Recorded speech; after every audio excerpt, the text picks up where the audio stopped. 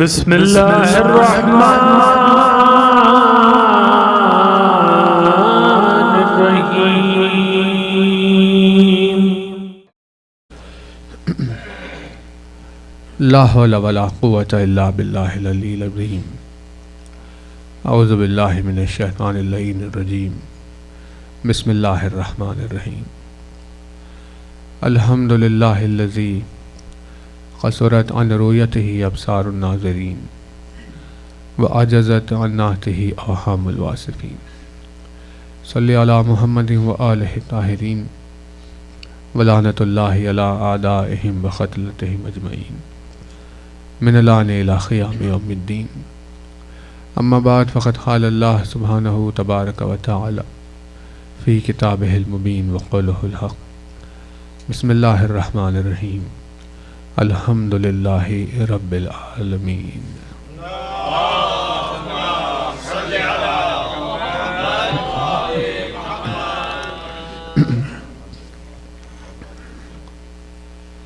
فرمایا صاحب اعظم الدرجات الفاظ نے، فرمایا مالک معجز نما انداز نے، فرمایا مولا کائنات امیر المومنین حضرت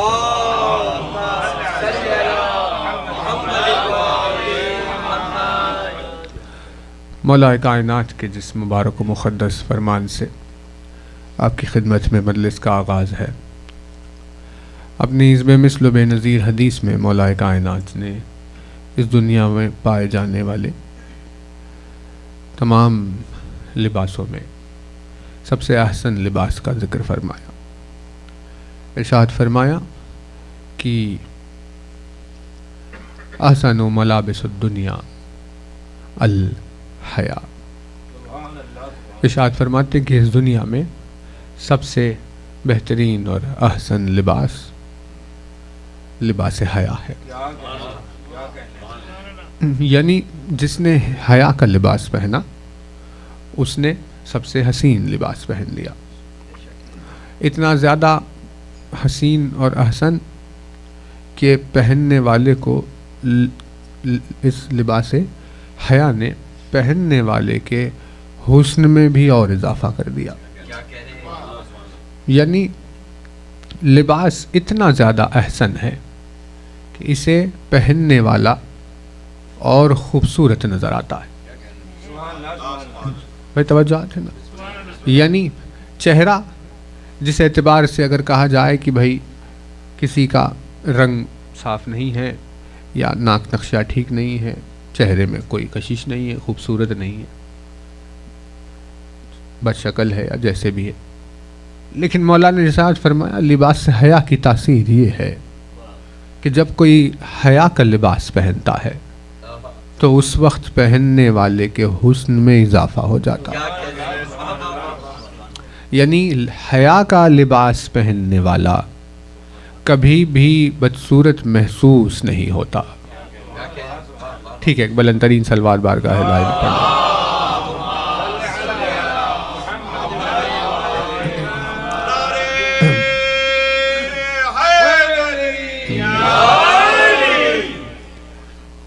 تھوڑا سا سیٹل ہو جائے، ایک اور صلوات پڑھ دیں، تھوڑا قریب بھی آ جائے.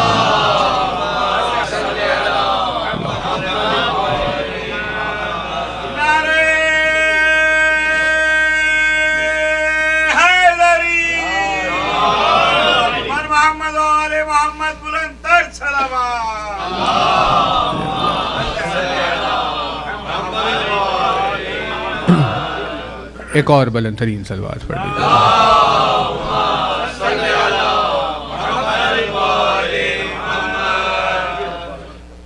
تو ارشاد فرمایا کہ وہ سب سے احسن لباس ہے. تاثیر اس کی یہ ہے کہ اس لباس کو پہننے والا بھی خوبصورت ہو جاتا ہے. یعنی اس بات کو اور واضح کرنے کے لیے مولا نے صورت اور سیرت کے تعلق سے بیان فرمایا. اب دیکھیے کہ اس فرمان میں کیا خوبصورتی ہے، کتنا حسن بھرا ہوا ہے. مولانا نے ارشاد فرمایا کہ اچھی صورت کی کمی کو اچھی سیرت پورا کر دیتی ہے،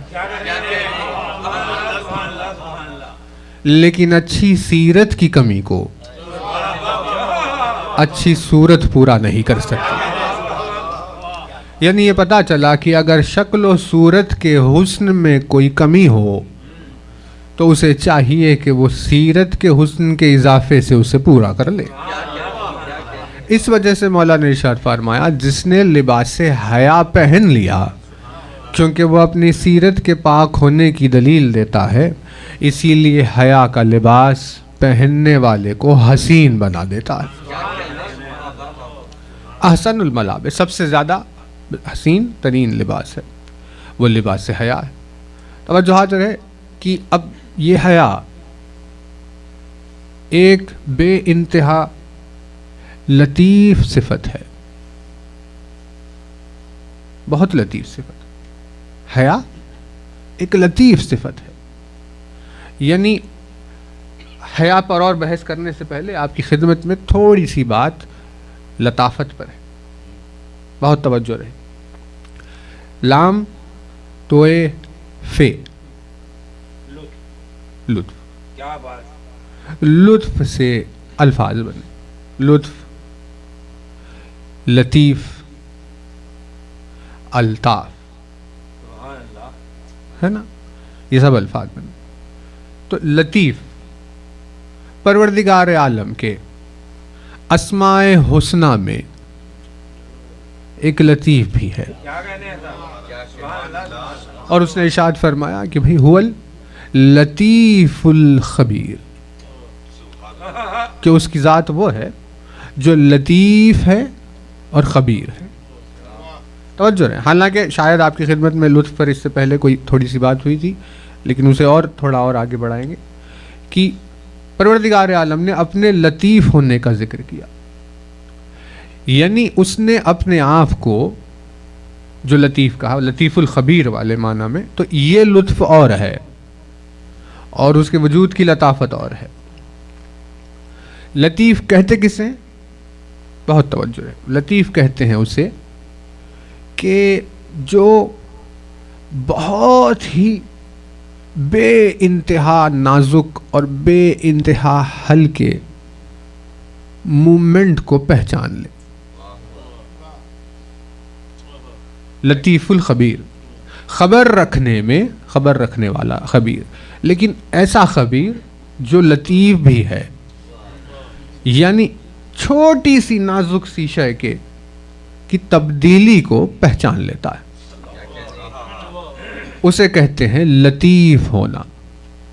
اس کی مثال ہمارے استاد جو دیا کرتے تھے وہ یہ ہے کہ آپ ریگستان میں، اب آپ یہاں کھڑے ہوئے سردی میں باہر یا تیز ہواؤں کے درمیان میں آپ کھڑے ہوئے، تو اب ہوائیں چل رہی ہیں لیکن آپ کو کوئی احساس نہیں ہوگا کہ بھئی کیا ہو رہا ہے۔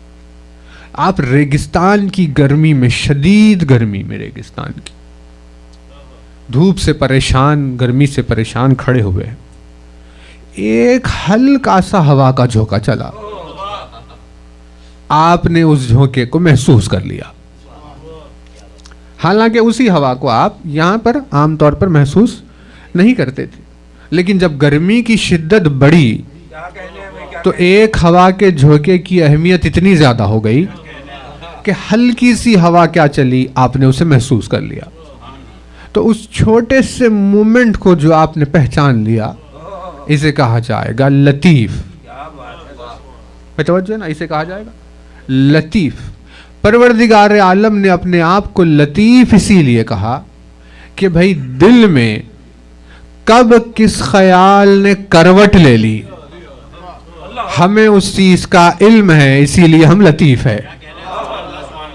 یعنی گھر سے چلے قربتاً اللہ کی نیت سے، اور مسجد تک آئے قربتاً اللہ کی نیت سے، اب مصلی تک پہنچے قربتاً اللہ کی نیت سے، تکبیرۃ الاحرام کہنے ہی والے تھے کہ کسی پر نظر پڑی، خیال بدلا کہ اچھا ہوا یہ بھی ہمیں نماز پڑھتے ہوئے دیکھ لیں گے۔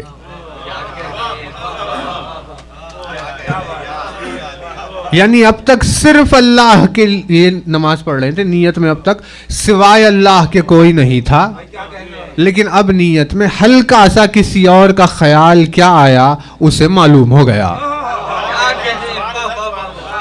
اس علم رکھنے والے کو لطیف کہتے ہیں۔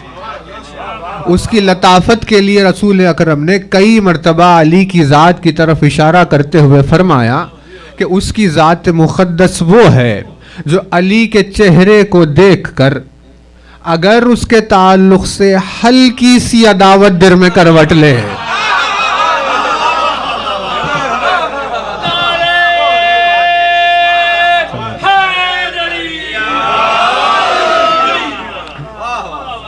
وجود علی کے لیے ہلکی سی عداوت کا کسی نے دل میں کروٹ لیا اور اس ذات مقدس کو معلوم ہے کیونکہ وہ لطیف ہے۔ توجہ نا، تو یعنی یہ لطافت کا مطلب یہ ہے کہ کوئی چیز ہے لیکن آپ کو معلوم نہیں۔ آپ اس کے ایگزامپلز دیکھ لیجیے، سمندر میں ملتے ہیں زیادہ تر۔ اب وہ جیلی فش ہے یا کیا کیا ہے، کوئی اور عجیب عجیب چیزیں ہیں، یعنی بالکل ٹرانسپیرنٹ۔ شاید آپ نے دیکھا ہو کچھ مچھلیاں ایسی ہے کہ آر پار دکھائی دے گا، یعنی بدن میں کچھ ہے ہی نہیں، ان کے کچھ ہے ہی نہیں۔ اس نے بنائی کچھ ایسی چیزیں ہیں کہ بنانے والے نے کچھ یوں بنا دیا کہ بھائی بس آنکھ نظر آتی ہے ہمیں، یعنی انہوں نے کہا کہ بھائی یہ چہرہ سمجھ میں آ رہا ہے، آنکھ ناک نقشہ جو بھی ہے بس۔ اب ایک لمبی مچھلی ہے وہ، لیکن ہے ہی نہیں بدن میں کچھ، اور بالکل کانچ کی طرح آر پار دیکھ سکتے ہیں آپ اس کے۔ آ کر اگر کسی جگہ پر بیٹھ کر رک جائے، توجہ ہے نا، رک جائے اگر، تو کسی کو معلوم ہی نہیں ہے کہ وہ کہاں ہے، کیونکہ دکھائی ہی نہیں دیتی اپنے وجود کی وجہ سے۔ آ کر کہیں رک گئی لیکن دکھتی ہی نہیں، جب تک کہ آپ کا پیر نہ پڑ جائے، جب تک کہ اس میں جنبش نہ ہو، جب تک کہ وہ اٹھ کر نہ جائے، تب تک سمجھ میں ہی نہیں آتا کہاں ہے کہاں نہیں ہے۔ اتنی لطیف ہے اس اپنے وجود میں وہ، لیکن وہ کہاں ہے، کیا سوچ رہی ہے، کیا کروٹ لے رہی ہے، اس ذات کو پتا ہے، اسے کہا جائے گا لطیف۔ توجہ ہے نا۔ تو ویسے ہی صفات میں ایک صفت کا نام ہے حیا۔ یہ صفت حیا اپنے آپ میں بہت لطیف ہوتی ہے۔ بھئی کہاں ہے یہ سمجھ میں نہیں آئے گا، اسے صرف ایک لطیف ہی درک کر سکتا ہے کہ یہ حیا کر رہا ہے، نہیں توجہ نہیں کر رہا ہے۔ بھئی توجہ ہے نا، یعنی سامنے والے کی جھجک کے پیچھے کوئی بات چھپی ہوئی ہے، یہ کون سمجھے گا؟ یہ سوائے لطیف المزاج کے کوئی اور نہیں سمجھے گا۔ بھئی چاہ رہے ہیں کچھ کہنے کے لیے لیکن کہہ نہیں رہے ہیں کیونکہ حیا حائل ہو گئی۔ اسے پہچانے کون، اسے سمجھے کون؟ اسے سمجھے وہ جس میں خود لطافت پائی جائے۔ یعنی بہت توجہ رہے، حیا ایک ایسی صفت کا نام ہے جسے سوائے لطیف کے کوئی اور درک بھی نہیں کر سکتا، کوئی درک بھی نہیں کر سکتا۔ اسی لیے ایک مرتبہ جب علی نے اپنی زبان کو کھولا تو زبان علی میں الفاظ کی لطافت کا عالم یہ تھا کہ اتنے لطیف الفاظ کہ ہر دل میں اترتے بھی نہیں ہیں، اور ان لطافت سے بھرے ہوئے الفاظ میں ارشاد فرمایا، دیکھو جب کسی کو کچھ دے رہے ہو تو اس وقت اس سے نگاہیں نہ ملایا کرو۔ نہیں توجہات نہیں کر رہے، کوئی بات واضح ہو رہی ہے؟ مولانا نے ارشاد فرمایا جب کسی کو کچھ دے رہے ہو تو اس سے نگاہیں نہ ملایا کرو۔ آخر اس بات کے پیچھے مقصد کیا ہے؟ اس بات کے پیچھے مقصد کیا؟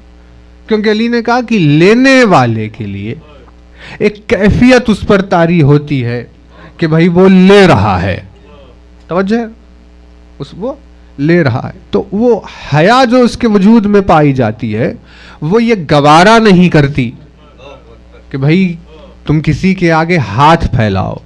علی نے کہا کہیں وہ حیا اور اس کی جھجک آنکھ سے نظر نہ آ جائے، اسی لیے جب کسی کو کچھ دے رہے ہو تو نظریں نہ ملایا کرو۔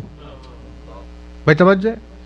یعنی غیرت دار کے لیے کتنی مشکل بات ہے کہ کسی سے کوئی چیز مانگنا، اور اگر وہ ایسے دے رہا ہو تو کتنی مشکل ہے کہ ہاتھ بڑا کر لینا.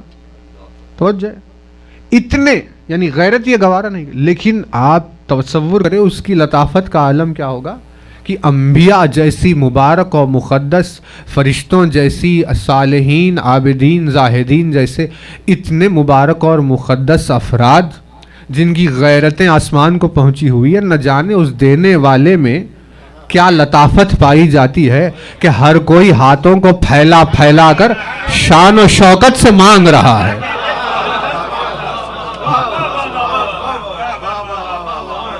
ہاتھ کو پھیلا کر ناز سے مانگ رہا ہے کہ بھئی تو ہمیں عطا فرما. نہ جانے اس کے دینے کے انداز میں کیا لطف پایا جاتا ہے کہ بڑھ کر مانگنے میں شرف محسوس ہو رہا ہے ان غیرت دار لوگوں کو جو زبان پر سوال نہیں لاتے.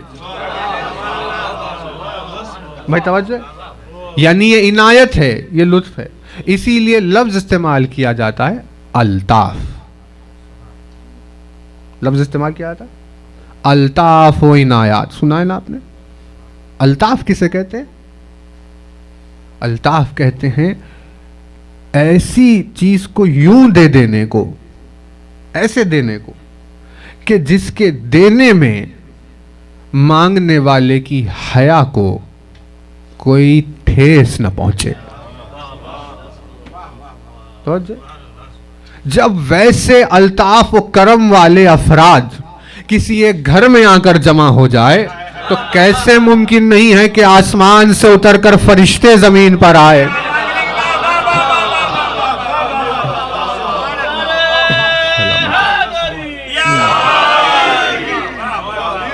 اور مسکین و یتیم و اسیر کہہ کر سوال کرے. اللہ جانے فاطمہ کی روٹی میں کتنا لطف پایا جاتا ہے کہ رزق تقسیم کرنے والا میکائیل فرشتہ خود اس کی بارگاہ میں روٹی کا سائل بن کر آ گیا ہے.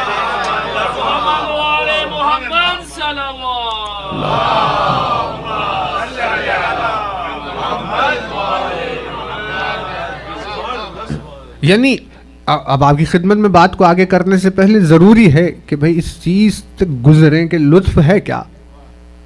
الطاف کہتے کسے؟ یعنی مانگنے والے نے شرم محسوس نہیں کی جب ویسے وجود کے سامنے آیا. دینے والے نے یوں دیا کہ اس کی حیا کو کوئی ٹھیس نہیں پہنچی. ایسی لطافت سے بھری ہوئی کسی عطا کو کہتے ہیں الطاف. اب کتنا لطف ہوگا کہ فرشتہ جیسا نازک مزاج اپنے آپ کو اسیر کہہ رہا ہے، ملک جیسے نازک مزاج اپنے آپ کو یتیم کہہ رہے ہیں. اس عطا کو الطاف کہتے ہیں. اور سوائے سیدہ کے کوئی فرشتے کو روٹی دے بھی نہیں سکتا تھا. کوئی فرشتے کو سوائے سیدہ کے دے نہیں سکتا، کیونکہ جو اللہ کا حجاب ہے صرف وہی اس منزل الطاف پر ہوگا. بھئی دیکھیے، بات کو تھوڑا اور واضح کرنے کے لیے آپ کی خدمت میں ایک اور چیز عرض کریں، لیکن یہ موضوع سے ہٹ جائے گی. ایک 5 منٹ تھوڑے سے زیادہ ہو جائیں گے. کہ ایک روز قرآن نے ایک واقعہ بیان کیا سورہ زاریات کا. ایک روز جناب ابراہیم کے دسترخوان پر 2 لوگ آئے تھے، کیونکہ وہ اکیلے کھانا کھانے کے عادی نہیں تھے اور ابراہیم ہمیشہ کسی نہ کسی کے ساتھ کھاتے تھے. یہ سنت ابراہیم ہی چل رہی ہے. آج بھی آپ کو ملیں گے کچھ لوگ ایسے کتنی بھوک لگ رہی ہو اکیلے کھائیں گے نہیں، کسی نہ کسی کو ساتھ ڈھونڈ کر لے کر آئیں گے اور تب کھائیں گے. مزاج ابراہیم بھی یہی تھا. اب بھوک لگ رہی ہے، دسترخوان بچھا ہوا ہے، کہاں ہے بھئی کسی کے ساتھ کچھ کھائیں؟ کوئی آ ہی نہیں رہا. اب ان کی بھوک بڑھتی جا رہی ہے. اس نے میں دیکھا کہ 2 لوگ آ گئے. ابراہیم نے کہا بھئی بہت خوب، آئیے ہمارے ساتھ بیٹھیے، کھانا کھائیے. انہوں نے کہا ہم کسی کام سے آئے. تو ابراہیم نے کہا بھئی کام ہو جائے گا، پہلے کھانا تو کھا لیجئے. انہوں نے کہا نہیں، پہلے کام ضروری ہے. کہا بتائیے کیا کام ہے؟ کہا ہم آپ کو یہ خوشخبری دینے آئے ہیں. یہ بشارت دینے آیا آپ کو ایک بیٹا ہونے والا ہے. ابراہیم حیرت میں پڑے, جو بھی چیزیں ہوئی, پروردگار آپ نے کہا بھائی جو اس کی مرضی ہے, آپ کا رب جو چاہتا ہے کر دیتا ہے, بیٹا تو ہوگا. تو انہیں خوشی ہوئی بہت, اچھا کہ بیٹا ہوگا, چلیے بھائی بہت خوشی کی بات ہے, اب آ جائیے کھانے کے لیے بیٹھ جائیں. تو انہوں نے کہا نہیں ہم کھا نہیں سکتے آپ کے ساتھ. تو کہا کیوں؟ کہا کیونکہ آپ سمجھ رہے ہیں ہم بشر ہیں, حقیقت میں ہم بشر نہیں ہیں. دراصل میں ہم آسمان سے اتر کر آئے ہوئے ملائکہ ہیں, ہم دونوں ملک ہیں, ہم یہ خوشخبری دینے کے لیے آئے تھے. لہٰذا ہم بشر جو روٹی دانے یہ ساری چیزیں آپ جو کھا رہے یہ ملک نہیں کھاتا, کیونکہ یہ غذائیں ہماری لطافت کے اعتبار کی نہیں ہیں.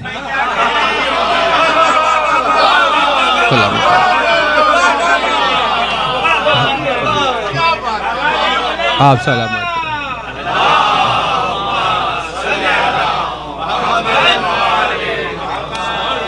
یعنی جتنا ہمارا وجود لطیف ہے یہ غذا اتنی لطیف نہیں ہے. لہٰذا روٹی یہ ساری چیزیں چاول وغیرہ انسان کھائیں گے, یہ ملک تھوڑی نہ کھائے گا. یعنی پتہ یہ چلا کہ ملک ہے, بلانے والا اللہ کا نبی ہے, نبی خدا اصرار کر کے بلا رہا ہے اور وہ اپنے وجود کی لطافت کا روب دکھا رہے ہیں.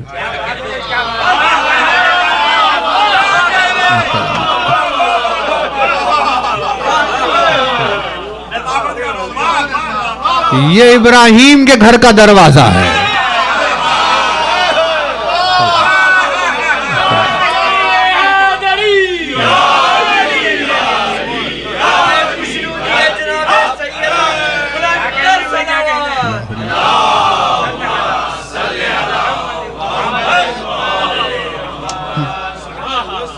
یہ ابراہیم کے گھر کا دروازہ ہے, لیکن جب وہ در بدل کر سیدہ کے گھر کا دروازہ ہوا تو انہیں کسی نے بلایا بھی نہیں تھا, بن بلائے مہمان بن کر آ گئے. اب تصور کرے کہ اس ہاتھ کی روٹی میں جب یہ لطافت ہے کہ ملکوت کی غذا ہو جائے تو پھر اس وجود کے الطاف کا کیا عالم ہوگا. اسی لیے فرشتوں کو سوائے سیدہ کے کوئی کھلا نہیں سکتا تھا, کیونکہ جو اللہ کا حجاب ہے صرف اسی میں یہ لطف پایا جاتا ہے. تو بات واضح ہو رہی ہے کہ بھئی لطف ہے کیا. یعنی حیا ایک بے انتہا لطیف صفت ہے, اور جب یہ لطیف صفت آتی ہے تو پروردگار اب کیونکہ اتنی لطیف ہے, اب معلوم کیسے چلے کہ بھئی حیا نہیں ہے, کیونکہ وہ لطف ہے, اتنی لطیف ہے. پروردگار عالم نے اس حیا کے ہونے کی جسے دلیل بنایا وہ وسیلہ ہے رضا. یعنی رضا وہ دلیل ہے جو حیا کے ہونے کا پتہ دیتی, پردہ وہ دلیل ہے, حجاب وہ دلیل ہے جو حیا کے ہونے کی کا اشارہ کرتی ہے. یعنی رضا کیا ہے؟ اتنے لطیف وجود کے ہونے کی دلیل ہے رضا. اسی لیے رضا دار اپنے باحیا ہونے کا اعلان کر رہا ہے اپنی رضا کے ذریعے. اور اب بہت توجہ ہے, دیکھیے یعنی اب وجود سیدہ میں پروردگار عالم نے کس حجاب کا اہتمام کیا اب یہ وہی جانے. لیکن یہ اس بات سے کچھ سمجھ میں آئے گا. اب یہ ہو گئی مزاج کی لطافت. ایک ہوتی ہے وجود کی لطافت, یعنی وجود لطیف, جیسے وہ مچھلی, جیسے وہ جیلی فش وغیرہ ہوتے ہیں, کوئی ٹرانسپیرنٹ ہوتے ہیں, یعنی وجود ہے لطیف. کوئی تتلی وغیرہ بھی کبھی کبھی آپ دیکھیں بہت لطیف, بے انتہا نازک. تو یہ وجود ہے لطیف. پتھر سے لطیف پانی, پانی سے لطیف دھواں, دھوئیں سے لطیف اسپیس. جہاں پانی جائے گا وہاں پتھر نہیں جا سکتا, جہاں دھواں جائے گا وہاں پانی نہیں جا سکتا, اور جہاں کچھ بھی نہیں جا سکتا وہ اسپیس.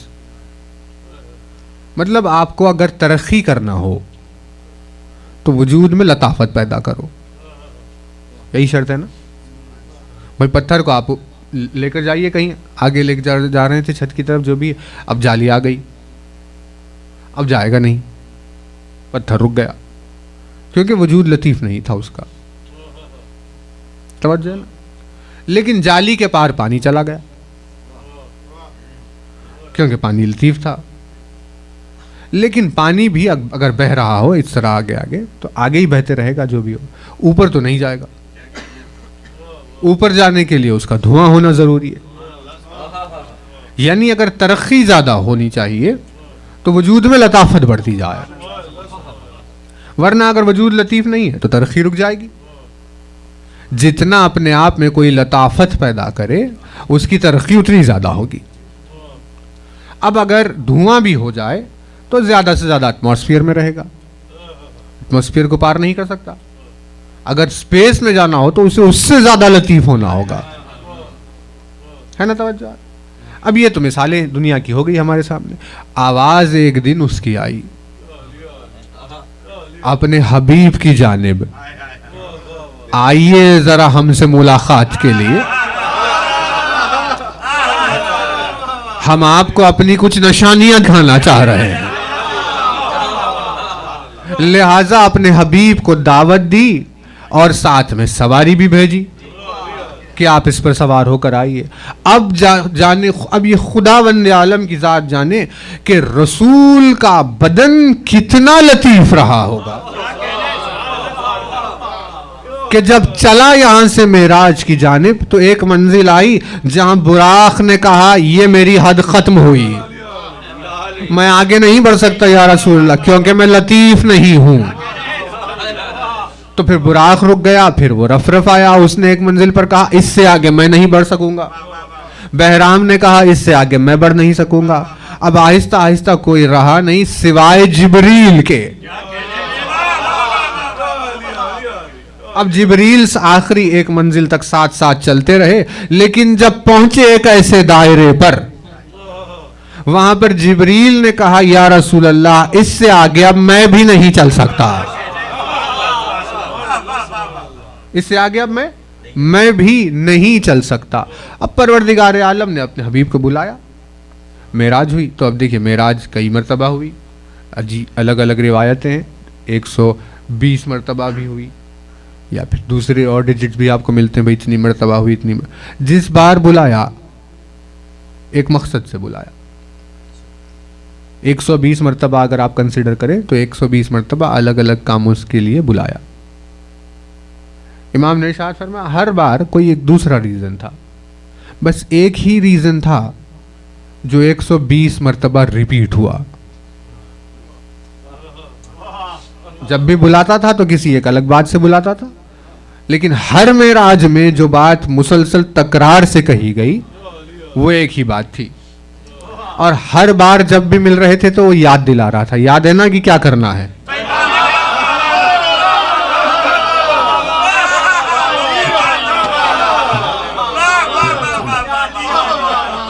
یعنی اس یاد دہانی کے بغیر معراج ہو ہی نہیں رہی تھی. یا ہمیں پتا چل گیا کہ معراج صرف اسی وقت ہوتی ہے جب نام علی کو یاد دلایا جائے.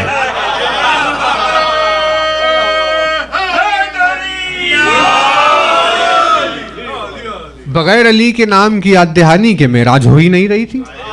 120 مرتبہ بار بار یاد دلاتے ہوئے جب غدیر کا میدان آیا تب کہا کہ جو کہا تھا اسے پہنچائیے.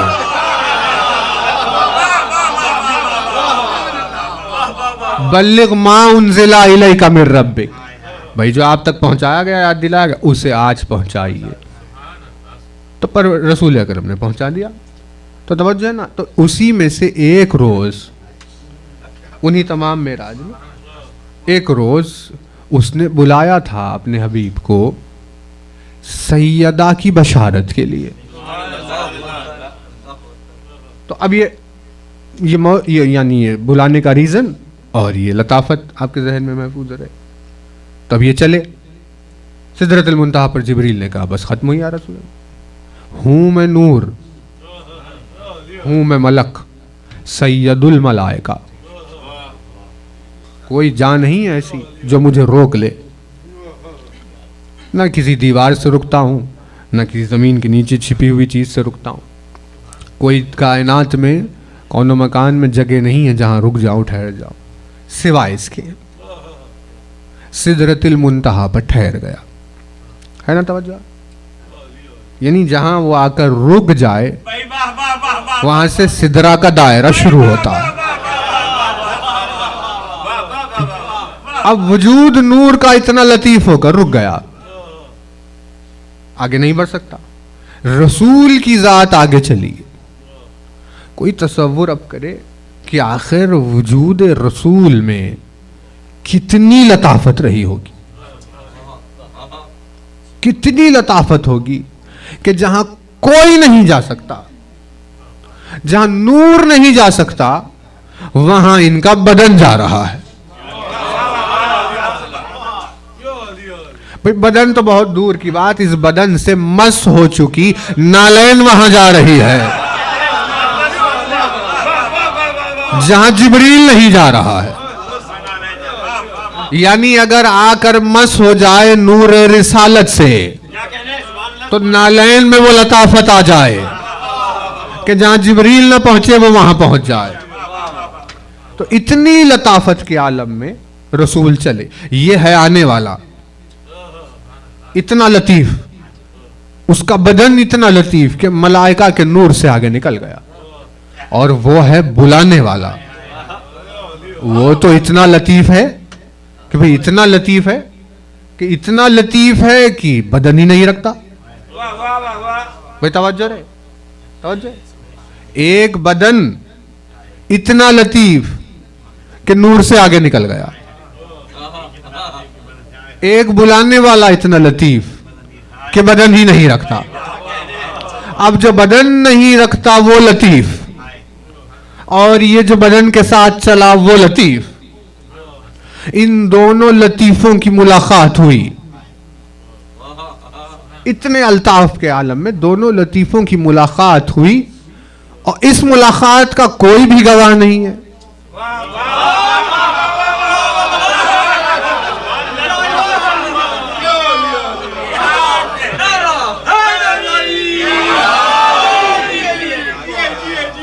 تو اس ملاقات کا گواہ صرف وہی ہو سکتا ہے جو اپنے وجود میں اتنا لطیف ہو کہ یہ چہرہ نہیں رکھتا مگر اس کا چہرہ بن جائے، یہ ہاتھ نہیں رکھتا اس کے ہاتھ ہو جائے، یعنی ہے وجہ اللہ، اس کا چہرہ ہو گیا جو چہرہ ہی نہیں رکھتا۔ سوائے علی کے اس لطافت کا کوئی گواہ نہیں ہو سکتا تھا۔ بہت توجہ رہے، اتنے الطاف، اتنے لطف، اتنی لطافتوں کی ملاقات ہو رہی تھی، اس کے باوجود اس نے معراج پہ ملاقات کے درمیان میں اپنے حبیب کے آگے ایک پردہ حائل کر دیا۔ نہیں توجہ نہیں کر رہے، یہ اسی لیے نہیں کہ رسول سے اسے غیرت ہے، لیکن یہ لطیف وجود کی حیا کے تقاضے ہوتے ہیں کہ کبھی وہ اپنے حبیب سے بھی پردہ کر لیتے ہیں۔ نہیں توجہ رہے، کوئی بات واضح ہو رہی ہے؟ یعنی آپ دیکھیے کہ کبھی ایسے ہوتا ہے کہ آپ جانتے ہیں آپ کے محرموں میں لیکن پردہ ہے، اسی نہیں کہ آپ غیر ہے، وجود کی حیا اجازت نہیں دے رہی ہے کہ پردے کو چھوڑے، یعنی رضا حیا سے اتنی شدت سے جڑی ہوئی ہوتی ہے کہ وہ اپنے خرابتدار کے موقع پر بھی پردے کو حائل کرتا ہے۔ اب پروردگار عالم نے اتنی لطافت کے باوجود معراج کی تنہائیوں میں رسول جیسے لطیف سے حجاب رکھ کر کلام کیا۔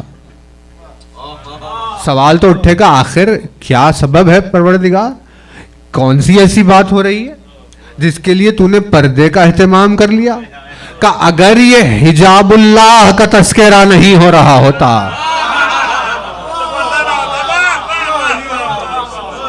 کیونکہ ان معراج کی بلندیوں پر اسے ذکر فاطمہ کرنا ہے، اسی لیے اس نے اپنے حبیب سے حجاب کی آڑ میں ملاقات کی۔ بات ہو رہی ہے؟ یعنی ہے کیا شے حجاب؟ جو کسی کو چھپائے بھی، جب چھپانا چاہے تو چھپائے بھی، اور جب جلوے کی منزل آئے تو جلوہ بھی کرائے۔ ویسے ہی جیسے جواہرات رکھے ہوئے تشت میں، پردے میں چھپے ہوئے، اب چھپایا کس نے؟ پردے نے، لیکن آپ نے تھوڑا سا پردہ ہٹایا، آپ کو چمک دکھائی دی، تو اب جلوہ کس نے دیا؟ پردے نے۔ یعنی حجاب دونوں کام کرتا ہے، اگر کوئی چھپنا چاہے تو چھپا دیتا ہے، کوئی ظاہر ہونا چاہے تو ظاہر کر دیتا ہے۔ بھائی توجہ رہے، بہت توجہ رہے۔ چھپنا چاہے تو چھپا دیتا ہے، ظاہر ہونا چاہے تو ظاہر۔ یعنی رضا حجاب بھی ہوتی ہے اور مظہر بھی ہوتی ہے۔ نہیں توجہ نہیں کر رہے۔ رضا کیا ہوتی ہے؟ حجاب بھی ہوتی ہے، مظہر بھی ہوتی ہے۔ اسی سبب سے تو علی کا رشتہ سوائے سیدہ کے کسی اور سے ہو نہیں سکتا تھا، کیونکہ حجاب اللہ کا رشتہ صرف مظہر خدا سے ہوگا۔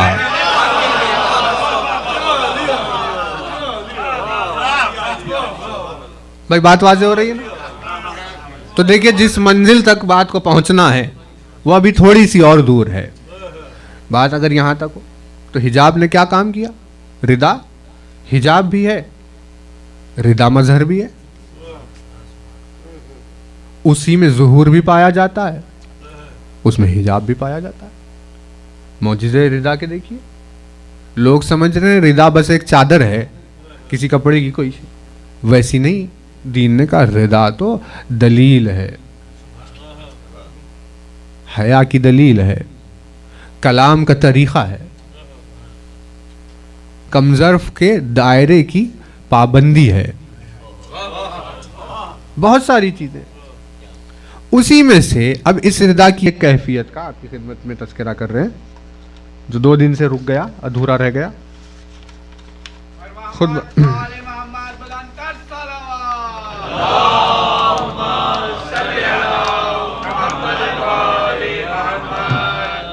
بہت توجہ رہے، ایک ہے ایک جملہ، لیکن کیونکہ علی کی زبان سے جاری ہوا اسی لیے بے انتہا لطیف ہے ایک جملہ، لیکن اتنا لطیف ہے کہ اس کی گہرائی تک عقل اور فکر کی رسائی نہیں ہو سکتی۔ جیسے معراج کی بلندیوں پر جبریل آ کر رک گیا اور اپنی عاجزی کا اعلان کر رہا ہے، ویسے ہی اس ایک جملے کی لطافت کے آگے عقلیں اپنی عاجزی کا اعلان کر کے رک جائیں گی کہ بھئی پہنچ نہیں پا رہے۔ توجہ رہے، خطبہ نمبر 193 نہج البلاغہ، ارشاد فرمایا، بسم اللہ الرحمن الرحیم، الحمد للہ الذی اظہر، الحمد للہ الذی اظہر، کیا کہنے یار، کیا جملہ کہہ دیا۔ صاحب حمد ہے وہ پروردگار جس نے اظہار کیا، صاحب حمد ہے وہ پروردگار جس نے اظہار کیا۔ عجیب لفظ رکھا علی نے، اس نے اظہار کیا۔ تو اب دیکھیے اظہار کسے کہتے؟ یعنی اظہار کو پک کرنے کے لیے، اظہار کو ریڈ کرنے کے لیے، اظہار کو سمجھنے کے لیے سامنے والے وجود میں لطافت ہونی ضروری ہے۔ نہیں توجہ نہیں کر رہے ہے، توجہ۔ اظہار کو سوائے لطیف کے کوئی سمجھ نہیں سکتا. ظاہر کیا بھائی، ظاہر ایک لفظ ایک تھا، اس میں بات کچھ اور ہو رہی تھی، ان الفاظ کے ذریعے سے اس نے اظہار کر دیا، لیکن سامنے والے کو سمجھ میں ہی نہیں آ رہا، کیونکہ مزاج میں لطف نہیں ہے. مزاج میں لطف اسی لیے نہیں ہے کیونکہ اس میں حیا نہیں ہے. حیا ہوتی ہی وہی ہے جو وجود لطیف ہو، اور جو وجود لطیف ہو وہ اظہار کو سمجھتے ہیں. مولا نے فرمایا صاحب حمد ہے وہ پروردگار جس نے اظہار کیا، یعنی اس نے اپنی ذمہ داری نبھا دی. نہیں توجہ نہیں کر رہا بھائی، دیکھیں ایسے تو نہیں ہے کہ صرف ہم اظہار کر رہے ہیں، آپ نے بھی تو کبھی نہ کبھی کچھ اظہار کیا ہوگا. بات واضح ہوئی نا؟ تو ایسے نہ بیہیو کریے کہ جیسے آپ نے کبھی کچھ اظہار ہی نہیں کیا، یا پھر آپ کے سامنے اگر کسی نے کچھ اظہار کیا تو آپ نے اسے نہیں سمجھا. وجود لطیف ہے، اظہار کیا، اس نے اپنی ذمہ داری کو پورا کر دیا کہ اس نے اظہار کیا. اب یہ مخلوق کی ذمہ داری بچ گئی کہ اس کے اظہار کو سمجھا یا نہیں سمجھا. علی نے کہا اس نے اپنے کام کو پورا کیا، اب تم اپنے کام کو پورا کرو. توجہ نا، الحمدللہ الذی اظہر، اس نے اظہار کیا. جیسے ہی اس نے اظہار کیا، توجہ، جیسے ہی اس نے اظہار کیا تو اسی اظہار توحید کو مظہر کہتے ہیں.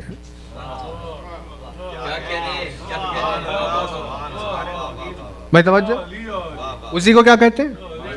مظہر کہتے ہیں. یعنی مظہر کسے کہتے ہیں؟ علی اللہ کا مظہر ہے. کوئی بات واضح؟ زوئے ہے رے زہرا ہوئے گا نا کسی چیز کا، اس سے بنا اظہار، اس سے بنا ظاہر، اس سے بنا ظہور، اس سے بنا مظہر، اس سے بنا مظہر. اب ہم سب انتظار کر رہے ہیں نا بھئی کب ظہور ہوگا، یہ انتظار چل رہا ہے، ظہور کا انتظار کر رہے ہیں. مطلب کہ بھئی ظاہر کوئی کب بات ہوگی. مولا نے فرمایا اس نے، صاحب حمد ہے وہ پروردگار جس نے اظہار کیا، جیسے ہی اس نے اظہار کیا وہ اس کا مظہر ہے جس سے اس نے اظہار کیا. بھئی توجہ، یعنی ہمیں پتا چلا کہ ہمارے سامنے علی کا وجود ہے. خدا کی ذات اتنی لطیف ہے، ہمارے سامنے نہیں ہے. نہ ہماری آنکھیں پہنچ سکتی ہے، نہ کان پہنچ سکتے ہیں، نہ آنکھ ناک نقشہ پہنچتا ہے، نہ چھونے کی صلاحیت پہنچ سکتی ہے، نہ جذبات پہنچ سکتے ہیں، نہ فکر پہنچ سکتی ہے، نہ عقل پہنچ سکتی ہے، کچھ نہیں پہنچ سکتا. تو پھر آخر اس کے ہونے کو پہچانے کیسے؟ کیونکہ اس نے ہمارے سامنے اظہار کیا. یعنی یہ علی کا وجود نہیں ہے، آنکھوں کے سامنے وجود علی نہیں ہے بلکہ اظہار توحید ہے. جس نے علی کو تسلیم کیا وہ علی کو نہیں مان رہا بلکہ وہ اللہ کے ہونے کو مان رہا ہے. کوئی بات واضح ہو رہی ہے؟ کیونکہ مظہر کسے کہیں گے؟ دیکھیں مظہر کہیں گے کسے؟ اگر یہ ایک لقب علی کا سمجھ میں آ جائے دنیا کو تو پھر یہ ساری بحث ختم ہو جائے گی کہ بھائی کون کیا ہے، کس کی طرف کیا ہو رہا ہے. مظہر کسے کہتے ہیں؟ مظہر کہتے ہیں ظاہر کرنے والے کو. ظاہر کرنے والے کو مظہر کہتے ہیں. کوئی ہے چھپا ہوا جو اسے ظاہر کرے گا وہ اس کا مظہر ہے. اب جو چھپا ہوا ہے اس میں بہت قوت پائی جاتی ہے، اس میں بہت طاقت پائی جاتی ہے. تو جو اس کی قوت کو ظاہر کرے گا اسے قوت پروردگار کہا جائے گا.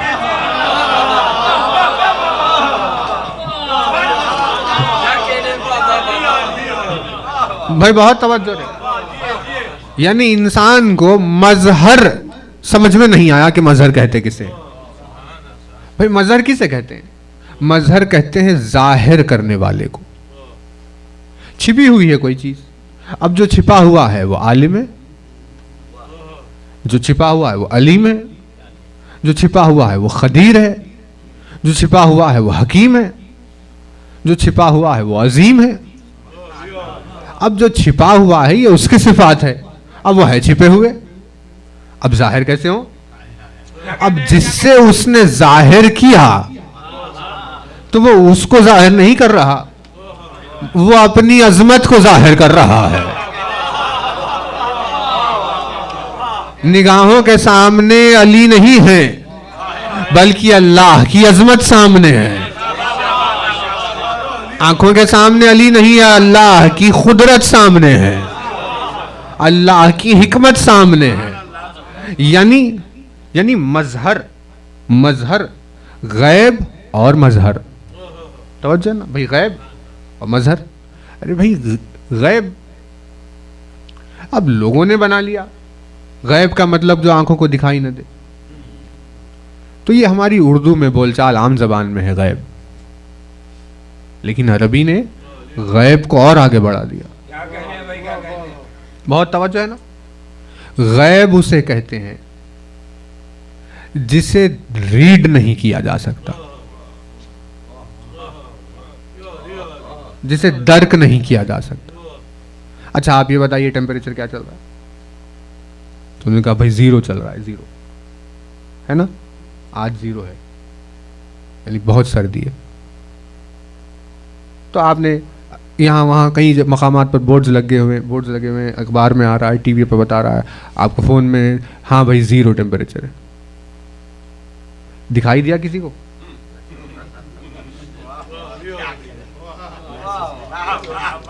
ٹیمپریچر دکھتا ہے؟ دکھائی تو نہیں دے رہا ہے. پھر آپ کو کیسے پتا 0 ہے؟ مطلب آنکھوں سے نظر نہیں آ رہا ہے لیکن عقل ریڈ کر رہی ہے. 5 حواس اللہ نے دیے. جو آنکھ سے نہیں دکھے گا اسے کان سے سن لیں گے, ہے نا. آواز آ رہی ہے, دکھائی تھوڑی نہ دے رہی, لیکن کانوں نے سن لیا. آواز سنی آپ نے ریڈ کر لیا. اچھا وہ ہے, کس کی آواز ہے آپ نے پہچان لیا. یعنی عقل نے درک کر لیا کانوں کے ذریعے سے. باہر نکلتے ہی اسکن نے محسوس کیا بہت سردی ہے, 0 ٹیمپریچر ہے. مطلب آنکھ سے نہیں دکھتی بہت ساری چیزیں. یہ میٹھا ہے, یہ کڑوا ہے, یہ کھٹا ہے, اور جو ہے نا یہ مزاج میں آپ دیکھیے. یعنی حواس میں نہیں ہے, دکھائی نہیں دے رہا, لیکن آپ کو سمجھ میں آ جائے گا. یہ کڑواہٹ ہے, مٹھاسی تو 1400 سال سے چل رہی ہے. رسول اکرم نے فرمایا اگر اب خون ہے, خون میٹھا یا نہیں تمہیں معلوم نہیں, دل ہے اندر کسی وجود کے, کیا ہے اس کا مزہ تمہیں معلوم نہیں, تو ایک مرتبہ اس کے سامنے علی کا نام لینا.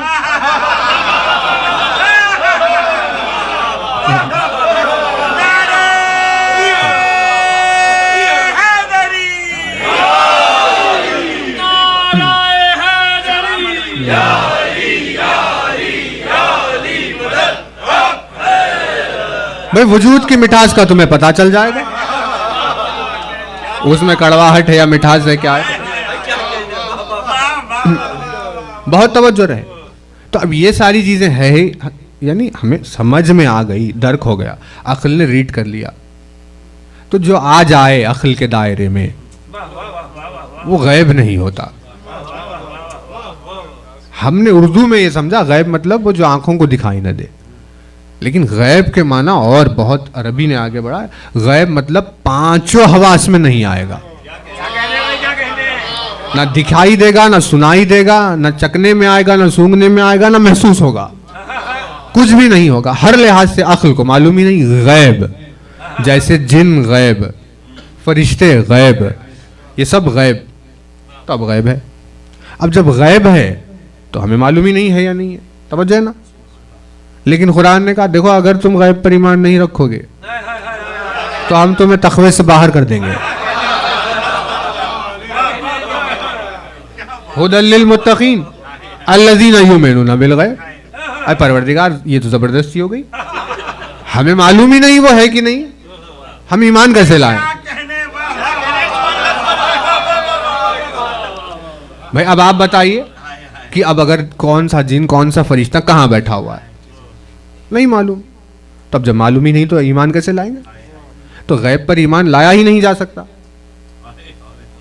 لیکن شرط رکھ دی اس نے کہ غیب پر ایمان نہیں لاؤ گے تو تقویٰ نہیں ہے. تو پھر لائے کیسے؟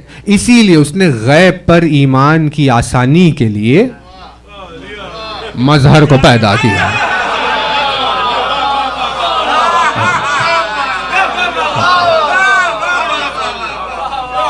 بھائی توجہ رہے بہت زیادہ. غیب پر ایمان کی آسانی کے لیے مظہر. اب ایک مظہر غیب تک پہنچائے گا. تو کہا بھائی جنت غیب ہے. اچھا جنت غیب, ہاں ٹھیک. تو اب غیب ہے تو ہم کیسے پہچانے جنت کیا ہے؟ تو اس نے مظہر بنا دیا کہ بھئی یہ دیکھو آپ, گلشن ہے, یہ نہریں ہیں, یہ پہاڑ ہے, یہ وادیاں ہیں, یہ حسین حسین دنیا کے مناظر ہے. سمجھ میں آ رہا ہے کچھ کہاں پر؟ بس ایسی ہی کچھ ہے جنت. یعنی جنت کیا ہے ہمیں نہیں معلوم, وہ غیب ہے. لیکن دنیا میں گلشن بنا کر ایک مظہر رکھ دیا کہ اس سے اسے پہچان لو. اب جہنم غیب ہے, اب نہیں معلوم جہنم کیسی ہے. کہ آگ یہاں بنا دی, پریشانیاں, مصیبتیں, زخم, درد, تکلیف. کا سمجھ میں آ رہا ہے کہ ایسی ہی کچھ ہوگی جا. تو ہمیں پتہ لگا اچھا وہ غیب, وہ غیب. اس پر ایمان ہر ایک کے لیے ایک ایک ایمان. تو جنت غیب, جہنم غیب, صراط غیب, میزان غیب, یہ غیب, وہ غیب. آخر میں اس نے کہا میں بھی غیب.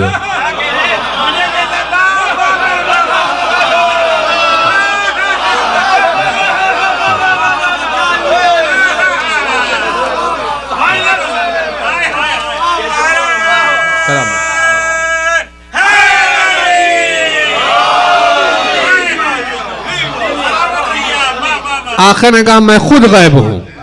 اب جب تو غیب ہے تو پھر ہم تجھے کیسے پہچانے؟ لہذا اس نے اپنی غیبت کا ایک مظہر بنایا. وہ اتنا لطیف ہونے کے سبب سے اسے پردہ غیب میں رکھا کہ اس کی غیبت سے میرے غیب ہونے کو سمجھو. توجہ ہے نا؟ تو یہ دونوں اپوزٹس ہیں ایک دوسرے کے. جو غیب ہے وہ غیب ہے, جو مظہر ہے وہ سامنے. مظہر غیب نہیں ہے, غیب مظہر نہیں ہے.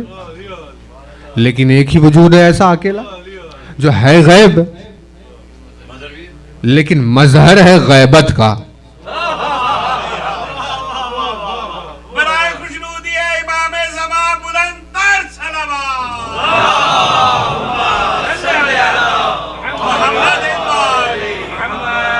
بھئی عجیب بنایا اس نے سلسلہ امامت کو. پہلے کو بنایا مظہر, آخری کو بنایا غیب.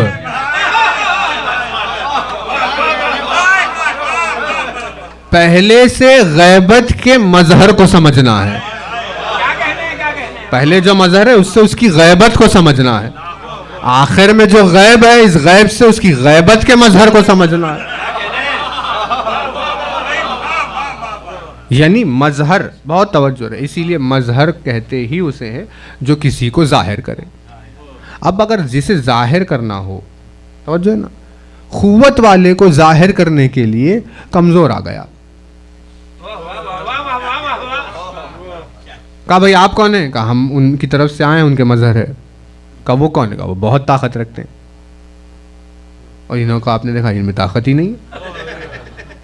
یعنی خلاف ہو گیا نا. مظہر کا غیب کی صفت لے کر آنا ضروری ہوتا ہے.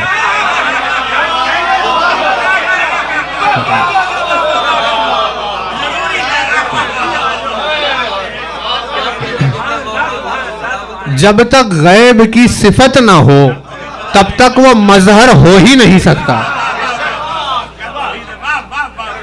کیونکہ جو پیچھے آپ نے کہا بھئی وہ بہت پڑھے لکھے ہیں. کہا بھئی آپ کون ہیں؟ کہا ہم ان کے مظہر ہیں. لیکن ہمیں آپ سوال نہ پوچھیے, ہمیں جواب نہیں معلوم. ارے بھئی جب عالم ہے تو پھر مظہر ایسے کیسے ہوا؟ اسی لیے علیم کے مظہر ہونے کے لیے ضروری ہے کہ وہ اعلان کرے سلونی.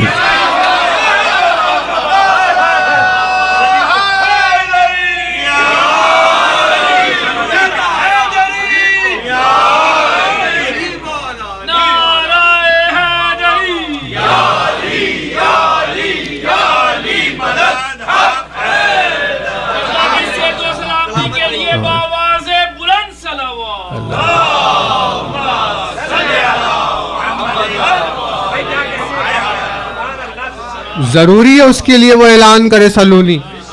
جب علی نے سلونی کہا دنیا نے منہ بنایا. بھائی جب یہ جانتے ہیں تو دیکھیے ہمارے سامنے اپنے علم کا رعب دکھا رہے ہیں. انہیں سمجھ میں ہی نہیں آیا کہ علی اپنے علم کی بات نہیں کر رہے ہیں,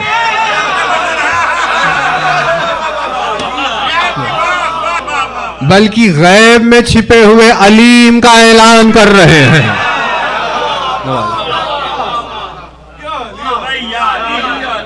تو یہ ایک لفظ بہت ہی قیمتی لفظ ہے, مظہر, جو ظاہر کرے. لیکن مشکل یہی ہے کہ جب اظہار ہوتا ہے تو اسے کم عقل سمجھ ہی نہیں سکتا. نہیں, توجہ نہیں کرتا. بھائی ایک ایگزامپل لے لیجئے. الفاظ, بات چیت جو ہوتی ہے, بول کے بات جو ہوتی ہے, کتنی آسانی سے بات ہو گئی. ہم نے کہا بھائی دیکھیے پیاس لگ رہی ہے, پانی لائیے, آپ 1 منٹ میں بات سالو ہو گئی. کتنا آسان ہے. لیکن ہوا یہ کہ آپ گھر میں پہنچے, جیسے ہی آپ گھر میں داخل, کوئی ہے کہ خاموش بیٹھا ہوا ہے, کچھ بول ہی نہیں رہا آپ کو. آپ پریشان ہوئے, کیا ہوا؟ اب سامنے والے کا تقاضا کیا ہے؟ بولیں گے نہیں ہم, سمجھ سکتے ہو تو سمجھو.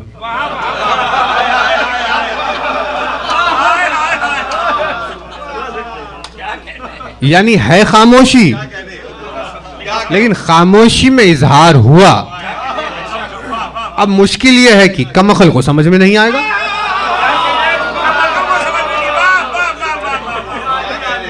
کیونکہ اس اظہار کو سمجھنے کے لیے کم از کم 2 چیزوں کا ہونا ضروری ہے.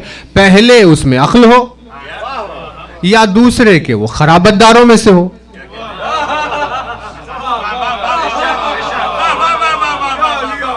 بھائی ٹھیک ہے کہ عقل مند نہیں ہے, کہ بہت ذہین نہیں ہے, یعنی نارمل ایک انسان جیسے جس کا نارمل آئی کیو ہوتا ہے بس اتنا ہی ہے, ذہین نہیں ہے.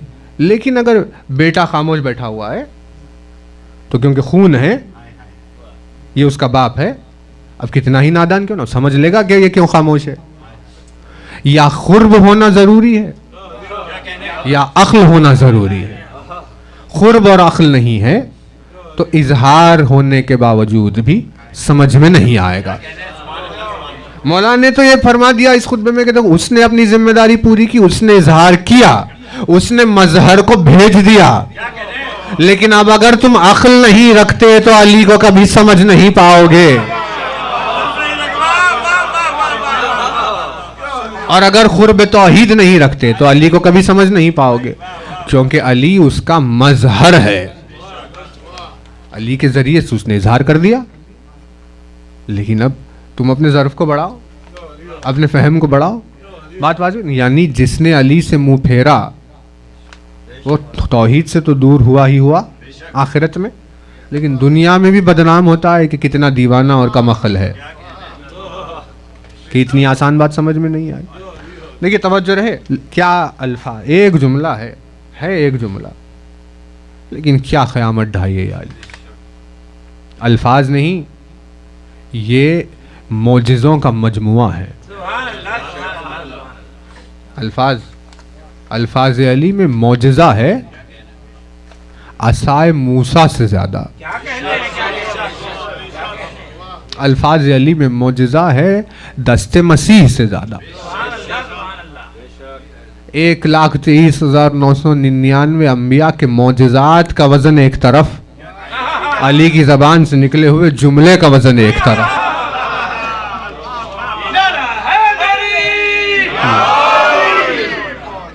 دیکھیں توحید ہے, یعنی جو سجدہ کرتا ہے نا روز, جو نماز پڑھ رہا ہے, جو سجدہ کر رہا ہے, واجب ہے اس پر کہ ان چیزوں سے گزرے, ورنہ بغیر اس کے سجدے کا کوئی مطلب ہی نہیں ہوگا.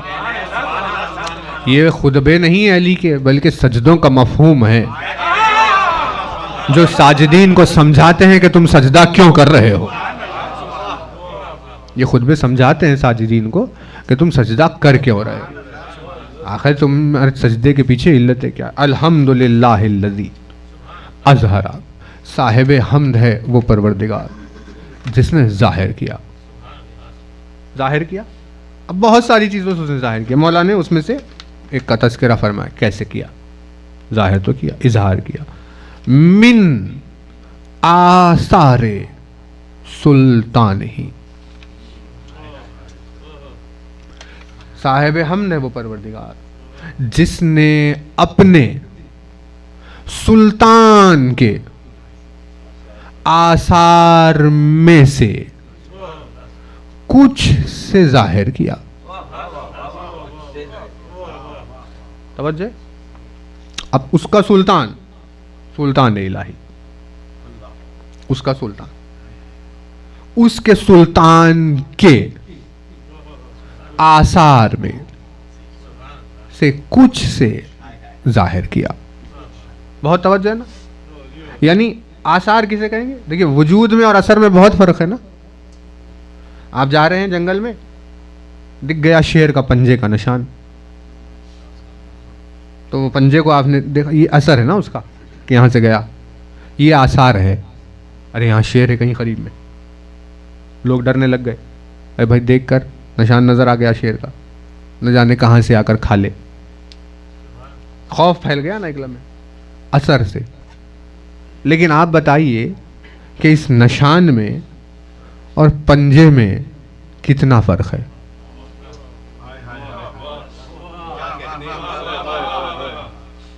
شیر کے وجود میں اور اس کے اثر میں کتنا فرق ہے؟ پنجہ کیا کرے گا؟ نشان ہے وہ تو صرف. بھائی شیر ہے جو ہے، یہ تو صرف نشان ہے. نشان کیا کرے گا؟ لیکن آپ دیکھیے 15 لوگ 50 لوگ جا رہے تھے، ایک نشان دکھا، سب نے اپنی اپنی تلواریں نکال لی، سب حیرت میں آ گئے. یہ ہے نشان کا اثر.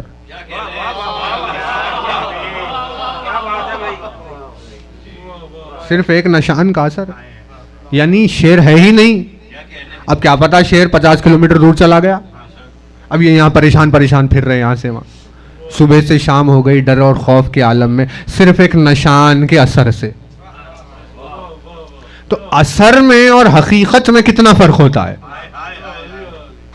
مولا نے فرمایا سلطان اس کی حقیقت ہے، اس سلطان کے آثار میں سے کچھ کے ذریعے سے اس نے اظہار کیا. یعنی جو اس کا مظہر بن کر آیا ہے، اس مظہر کو ہم نے جتنا بھی دیکھا ہو وہ اس کے سلطان کے اثر میں سے کچھ ہی ہے. سلطان کے اثر میں سے کچھ ہوا تو یہ ہو گیا کہ 1400 سال سے علی کو سمجھ نہیں پائی کائنات، تو جب سلطان کی حقیقت کو کوئی دیکھے تو کیا برداشت کرے گا.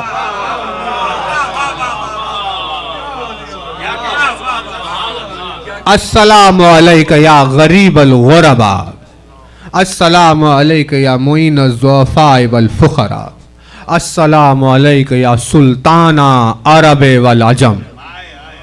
زیارتیں بتا رہی ہے اللہ کا سلطان کون ہوتا ہے. اس سلطان کے آثار، یعنی اسے من بائی من کہتے ہیں، یعنی کچھ کا کچھ اس میں سے کچھ نکالا، پھر اس میں سے کچھ نکالا. سمندر میں سے پیالہ، پیالے میں سے بوند، بوند سے یہ حال ہو گیا. سمندر کی حقیقت کہاں ہے؟ یعنی مولانا شاہ صاحب اس نے اظہار، دیکھیں توجہ رہے، اظہار کیا.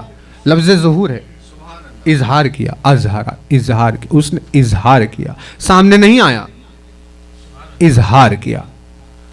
من آثار سلطان ہے وہ جلال کبریائی، اپنی کبریائی کے جلال میں سے کچھ کے ذریعے اظہار کیا. آثار سلطان میں سے، جلال کبریائی میں سے کچھ سے اظہار کیا. توجہ ہے نا. تو ہوا کیا؟ ما حیرا مخلل عیون. تو جب تھوڑا سا اظہار ہوا، آنکھوں کی پتلیاں محو حیرت رہ گئی.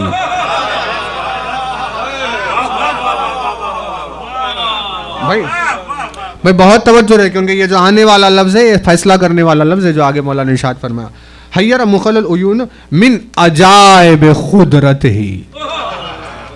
تو اس کی قدرت کے عجائب، یعنی شروع ہوئی بات اظہار سے اور آخر میں بات ختم ہو رہی تھی کہ وہ اظہار میں بہت عجائب بھرے ہوئے ہیں. تو وجود کا پتا چلا ہاں اس کا مظہر العجائب ہونا ضروری ہے.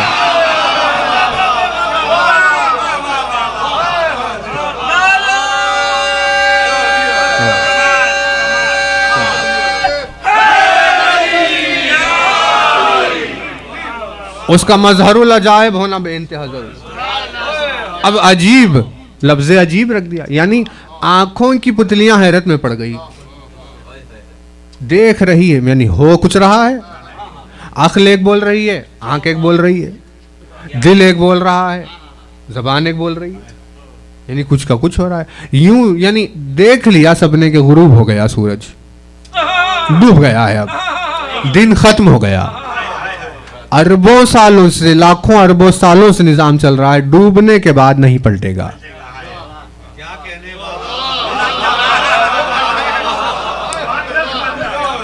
اب ڈوب گیا تو ڈوب گیا, اب پلٹ کر آنے والا نہیں. نظام میں اتنی پختگی ہے کہ اعتماد ابراہیم ہو گیا جب نمرود کے سامنے کہہ دیا کہ پلٹا کر دکھا دے.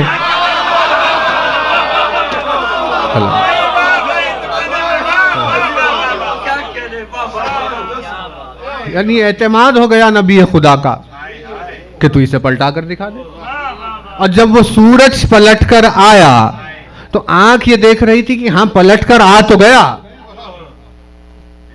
لیکن قلب پریشان ہے کہ یہ صحیح میں ہو رہا ہے یا نہیں ہو رہا. مطلب اس کیفیت کو ڈیفائن کیا جائے گا, عجیب کیفیت. ایسے ہزاروں عجائبات کا جہاں سے ظہور ہو وہ وجود مظہر العجائب کہلائے گا.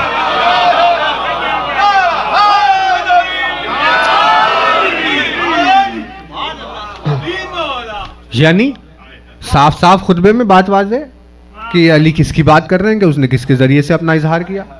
لیکن علی نے بھی تو الفاظ کے ذریعے اظہار ہی کیا. نہیں, توجہ نہیں کر رہے. یہ نہیں بولا کہ میں مظہر ہوں, علی نے کہہ دیا, اظہار کیا اس نے. یعنی اس کے اظہار کا علی نے اظہار کیا. اب جو عرفان سے لبریز سینے تھے, جو خرابت داری کی منزل میں داخل تھے, جن کی ذہنیتیں بہت اعلیٰ تھی, انہوں نے پہچان لیا ہاں مظہر کون ہے.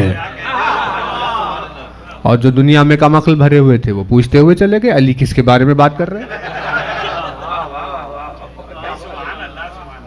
ہمیں سمجھ میں نہیں آئی, لیکن لطیف مزاجوں کو سمجھ میں آ گیا کہ مظہر کون ہے. توجہ ہے نا. تو دیکھیے زیادہ اور بات طول نہیں دیں گے, لیکن ہوا کہ اچھا یہ جملہ بھی, یعنی ابھی بات سٹیٹمنٹ پورا ختم نہیں ہوا. عجائب قدرتی وردع خطرات ہماہ من نفوس عرفان کنہ صفتی.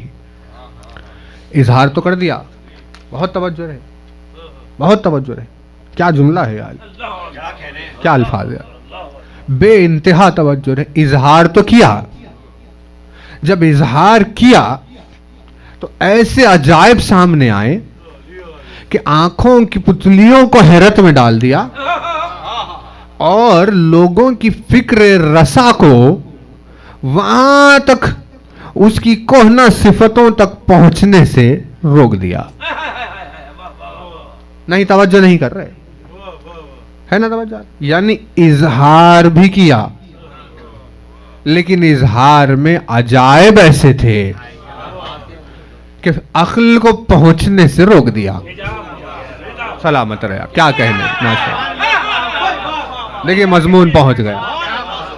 یعنی جو مظہر ہے اس نے حجاب ہونے کا بھی اعلان کیا.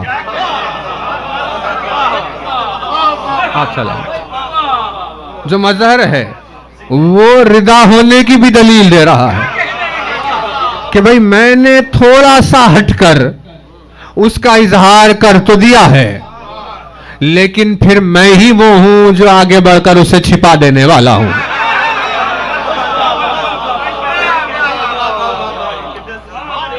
ہر فکر اور ہر خیال آ کر علی کے سامنے دم توڑے گا, کچھ بھی وہاں نہیں جائے گا. علی اللہ کا حجاب ہے. علی اللہ کی رضا ہے. بہت توجہ رہے. یہ ہوا 193 ہے نا. دیکھیے یہ سیکنڈ ہے آپ کی خدمت میں, اس پر مجلس ختم کریں گے. یہ ہے ہم آپ کی خدمت میں لے کر آئے ہیں حدیث رسول اکرم.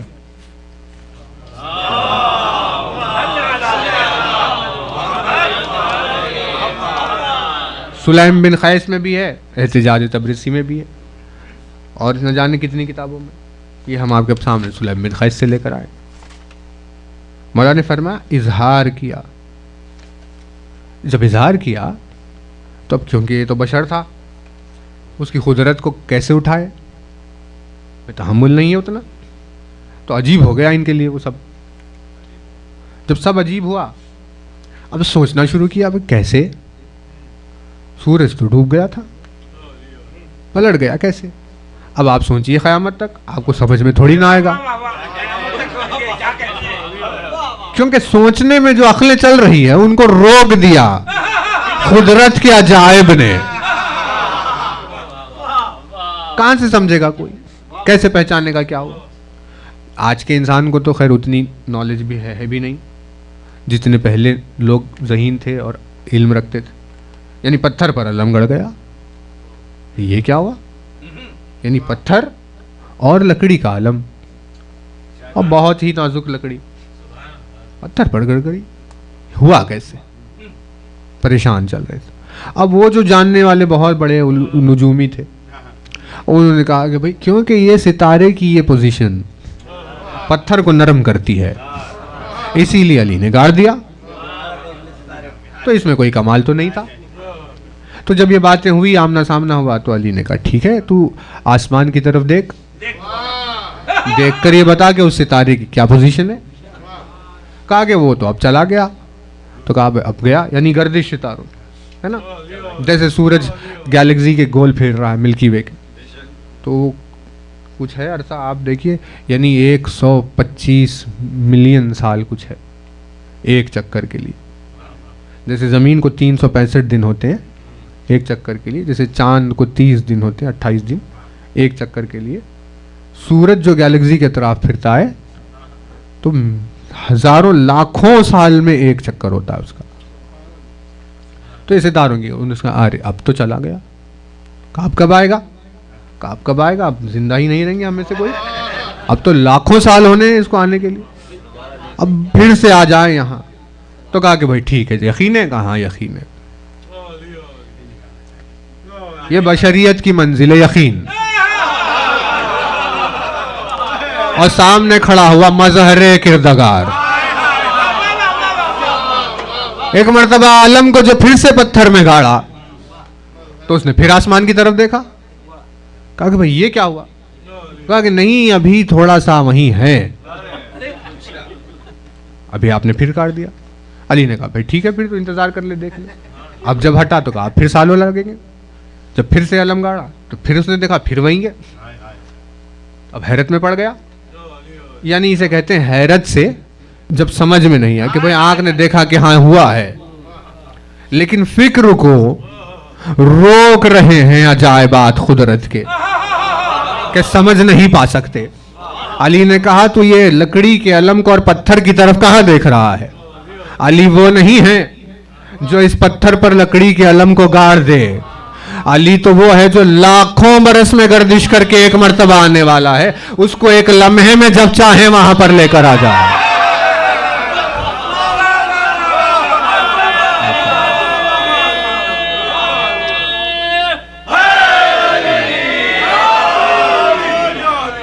کا فکر کو تھوڑا سا بڑا آگے, تو زمین میں دیکھ کر کہاں حیرت میں پڑا ہوا. گردش آسمان پہ کچھ حیرت کر لے. تو سمجھنے کی کوشش کر رہی عقل, لیکن رک گئی. یہ ہے ردا جو آگے بڑھنے نہ دے. نظر آ رہی ہے لیکن اب پردہ آ گیا, بس ختم, اب پیچھے کا نہیں دکھے گا. یعنی رسائی نظر کی ردا نے روک دی. بہت توجہ رہے, جو مظہر ہوا وہی ردا ہو گیا. کچھ اس طریقے سے اظہار کیا کہ ہونے کا پتہ تو چل گیا لیکن کیسا ہے پتہ نہیں چلا. ہے نا توجہ؟ یہ اس کے معجزات ہیں. تو یہ پردہ ہے، روک دیا. اب یہاں کبھی ایسے ہوتا ہے، یعنی دیکھیے پردہ ہوتا کیا ہے؟ پردہ اوڑھنے والے کی آبرو ہے. ردا اوڑھنے والے کی آبرو ہے. ردا میں حیا چھپی ہوئی ہے، اس کی آبرو ہے، اس کے لیے عزت ہے اس میں چھپی ہوئی. ردا اس کے لیے بہت اہم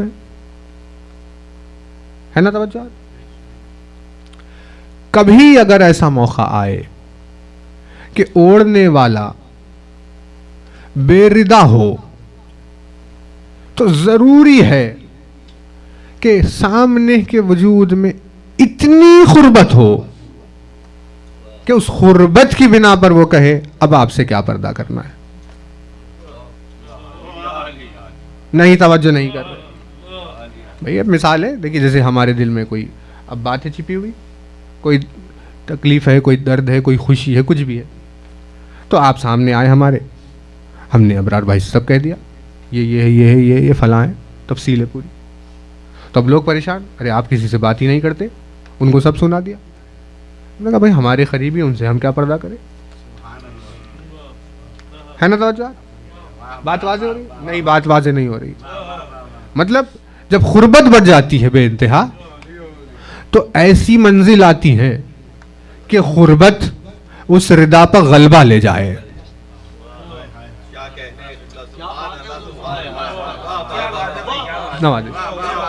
تو کہا جاتا ہے کہ بھائی اب آپ سے کیا پردہ کریں، آپ سے کیا چیز چھپائیں، ہر چیز تو آپ پر آیا ہی ہے، لہٰذا یہ بھی سن لیجئے، یا جو بھی بات ہے یہ رکھی ہوئی، یہ موضوع ہے.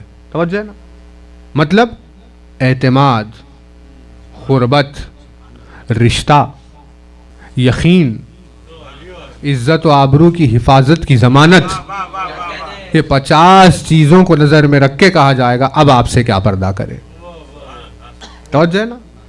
اس کی مقدس اور مبارک ذات، اتنی باحیا ذات ہے نا کہ اس نے اپنے لیے ردا کو مخصوص کر لیا. اس ذات مقدس کے لیے یہ رسول اکرم نے حدیث ارشاد فرمائی. ارشاد فرماتے، بہت توجہ رہے، دیکھیں اس پر ختم کر رہے ہیں مجلس. ارشاد فرماتے ہیں بسم اللہ الرحمن الرحیم، لولا انا و علی ما عرف اللہ. اگر میں اور علی نہیں ہوتے تو اللہ پہچانا نہیں جاتا. اگر میں اور علی نہیں ہوتے تو اللہ پہچانا نہیں جاتا. میں اور علی ہے، اللہ پہچانا جا رہا ہے. توجہ نا؟ یعنی اللہ، یہ دو کا وجود نہیں ہے، یہ معرفت الہی ہے. ہمارے سامنے علی اور رسول نہیں ہے، سامنے ہمارے معرفت الہی ہے. ہم نہیں ہوتے وہ پہچانا نہیں جاتا.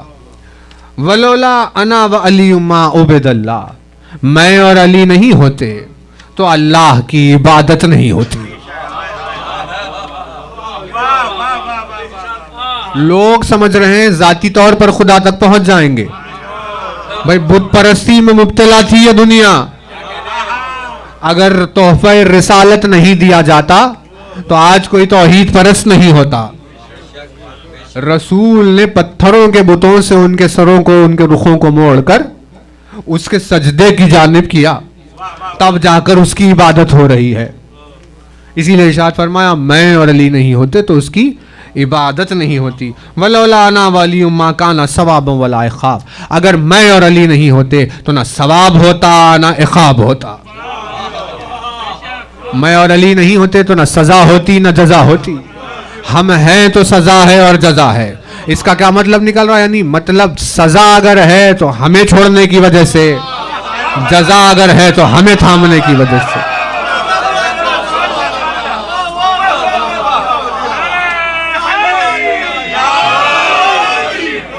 جو محب اہل بیت ہے اس کے لیے جزا ہو گئی، جو اہل بیت سے عداوت رکھتا ہے اس کے لیے سزا ہو گئی. اگر اہل بیت نہیں تو نہ سزا ہے نہ جزا ہے. جس نے اہل بیت کو چھوڑ دیا اس کی زندگی عجیب ہے، نہ سزا والی نہ جزا والی، عجیب و غریب زندگی. دور چلا گیا اہل بیت سے، اس کے لیے سزا ہو گئی. میں اور علی نہیں ہوتے تو ثواب اور عقاب نہیں ہو. توجہ نا. اتنا ارشاد فرمانے کے بعد آگے ارشاد فرمانے وَلَا يَسْتُرُ عَلِيًّا عَنِ اللَّهِ سَتَر. اور علی وہ وجود ہے کہ جس کے لیے اللہ نے اپنے سامنے کوئی پردہ نہیں رکھا. نہیں توجہ نہیں کر رہے.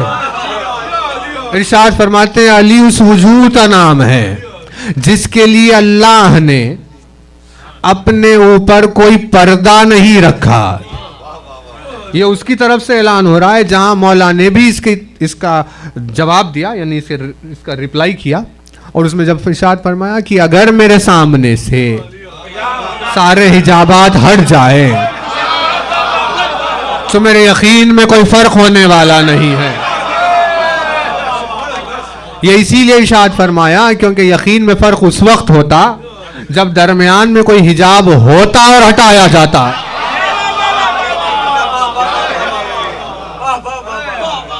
ارشاد فرماتے ہیں رسول اکرم کہ علی کے اور اللہ کے درمیان میں کوئی پردہ نہیں ہے جو حائل ہو جائے دونوں کے بیچ میں. توجہ ہے, یعنی اللہ علی کے آگے بے حجاب ہے. نہیں دیکھیے توجہ نہیں ہوئی, ان الفاظ کا حق ادا نہیں ہوا. اللہ کا وجود علی کے آگے بے حجاب ہے, اور حجاب کو ترک کرنے کے لیے, پردے کو, ردا کو ہٹانے کے لیے وجود کے وجدان کی ضرورت ہوتی ہے کہ کسی کا وجدان آپ کے اوپر اتنا چڑھ جائے کہ آپ کہیں کہ بھئی اب ان کے سامنے ہم کیا پردہ کریں.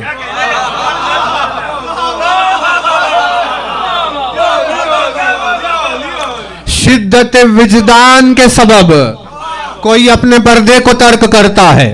اب خدا جانے علی کے وجود میں کیا وجدان پایا جاتا ہے کہ اتنا لطیف المزاج حیادار علی کے آگے بے پردہ ہو جاتا ہے.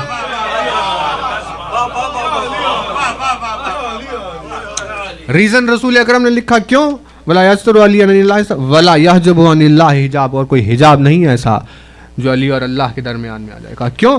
وہ اسی لیے کیونکہ وَهُوَ السَّتْرُ وَالْحِجَابُ فِيمَا بَيْنَ اللَّهِ وَبَيْنَ خَلْقِهِ, کیونکہ علی اس کی مخلوق کے اور اس کے بیچ میں اس کا حجاب اور پردہ ہے.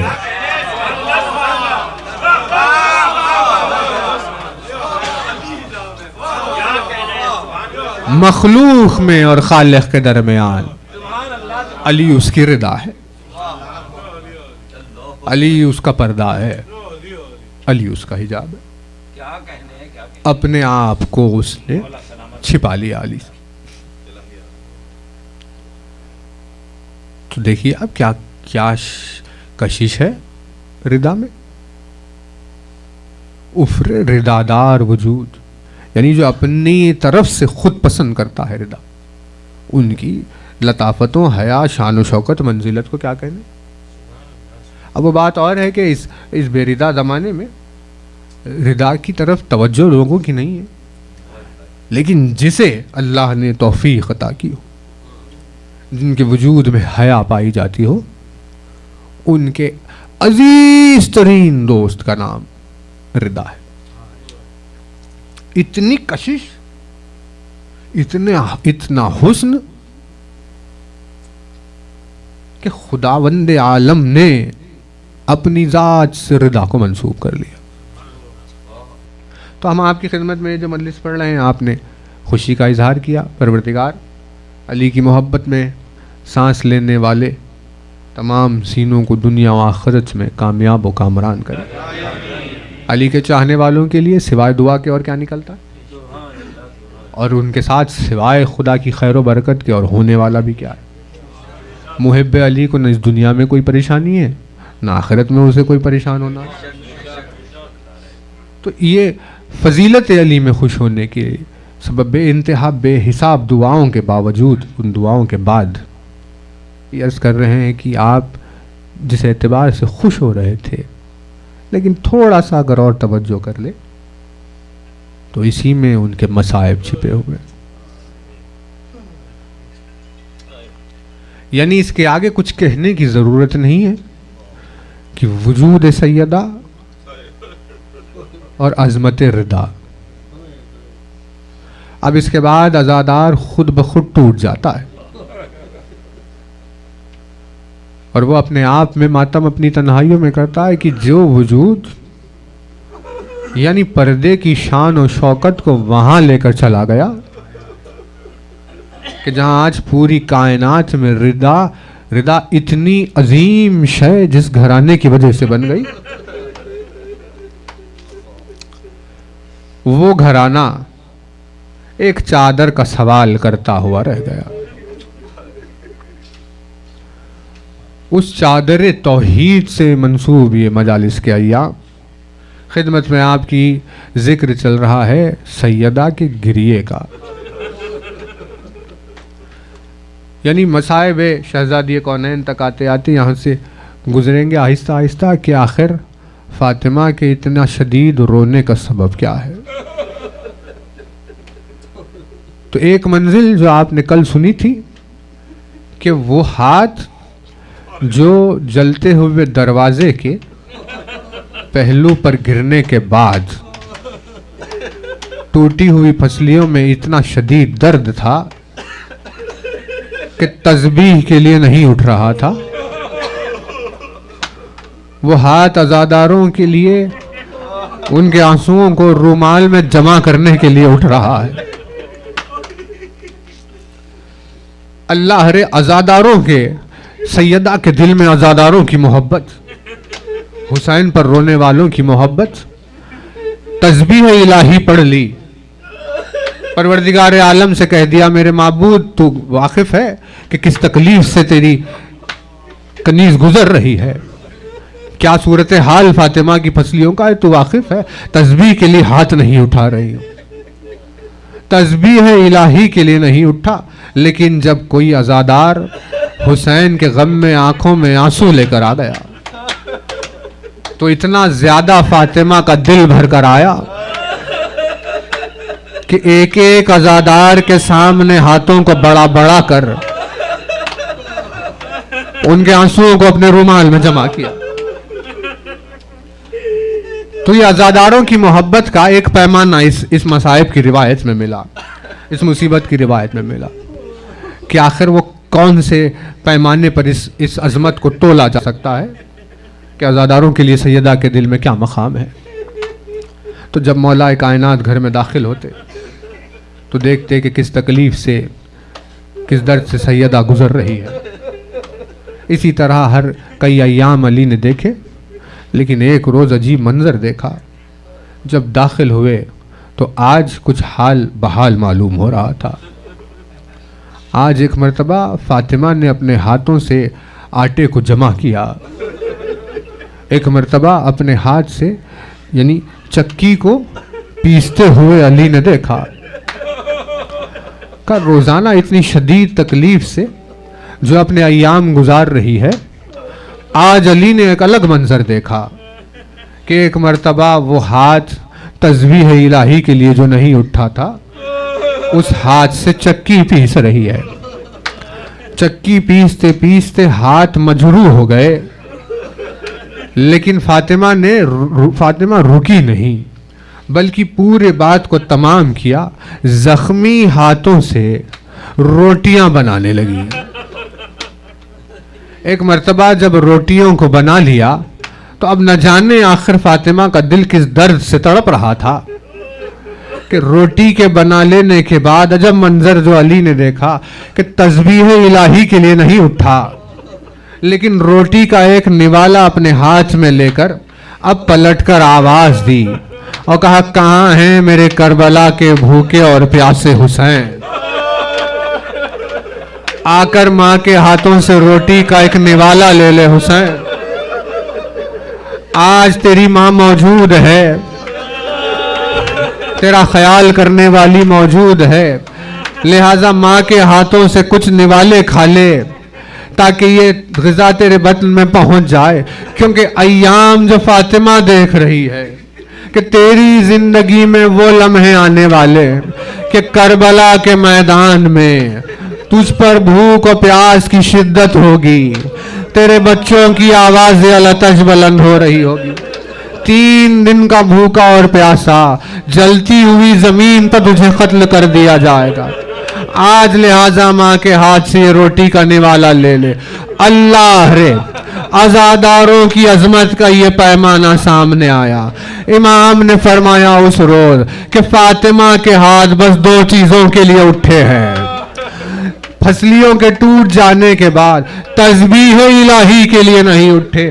اگر اٹھے ہیں تو یہ 2 منزلیں، ایک اس وقت کہ جب حسین کو روٹی کھلانا چاہتی تھی، اور دوسری اس وقت جب عزاداروں کو ہاتھ اٹھا کر دعائیں دینا چاہتی ہے کہ میرے بچے پر رونے والے عزاداروں کو پروردگار دنیا و آخرت میں اپنی رحمت